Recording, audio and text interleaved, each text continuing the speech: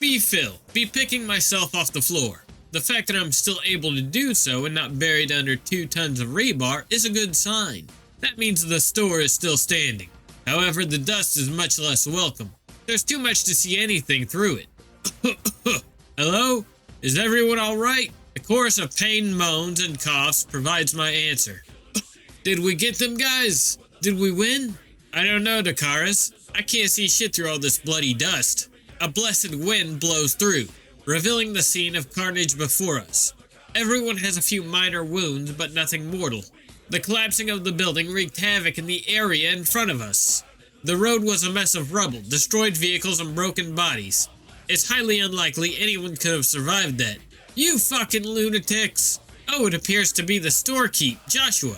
He looks dust-covered and scraped up, but none too worse for wear. Look at what you idiots did. What?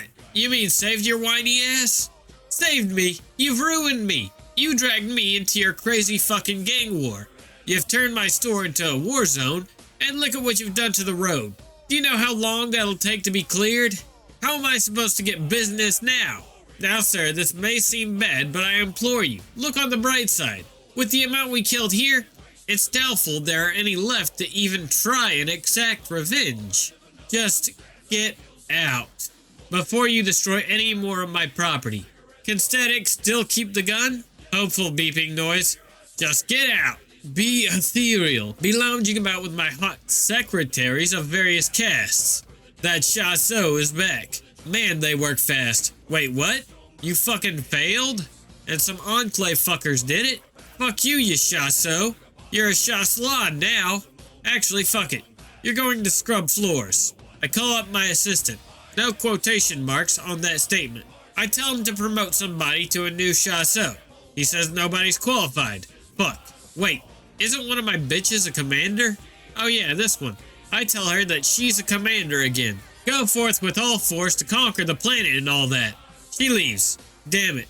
All that combat could ruin her figure. She had one of the most rockin' bods. Now I'm just filled with frustration. Then suddenly this purple chick with a crap hand is here. What the fuck, Dot? Where did she come from? She says that she's been sent by some Slaanesh thing. Says that Slaanesh is totally into all the shit I'm doing. Well, at least somebody appreciates me. Says that they're willing to help in whatever way they can to make this place my personal pleasure planet. Go on, Dot, getting interesting. Be original commissar. On the 5th day of campaign outside the city to see what the fuck the tower doing. At least that was the original purpose before some surreal bullshit started happening again. For some reason, the area outside the city turned into a classic Terran desert the day I left. Then there was that instance where the Terzian Necron decided to drop some of his collection near us. By that I mean fucking Wraith Lords and some Horus Heresy era salamanders. As expected, that area is now on fire again. Then our armored columns encountered a Nid forest. No, really, an entire forest made up of Nid biomass, and from the few surviving New Guard fags that decided it would be fun to explore. That jungle is filled to the brim with Nids and Catachan fighters. Fucking Catachan fighters. Savages are probably enjoying living among Xenos. After that, we got news over the Vox that the AdMech representative from earlier tried to seduce the Canoness. Other me kinda looked mad at first, but then started laughing his ass off with the rest of us when we saw the details of what happened. What followed was said representative contacting us about how he feared that the government was unstable and how the bishop kept complaining about him being a warp spawn. Guy must be oblivious to the previous administration. He also went on some weird rant about the sister being too gay to see his true majesty. Decided it was a good time to subtly move what is definitely not wholesome Yuri collection out of the Vox feed.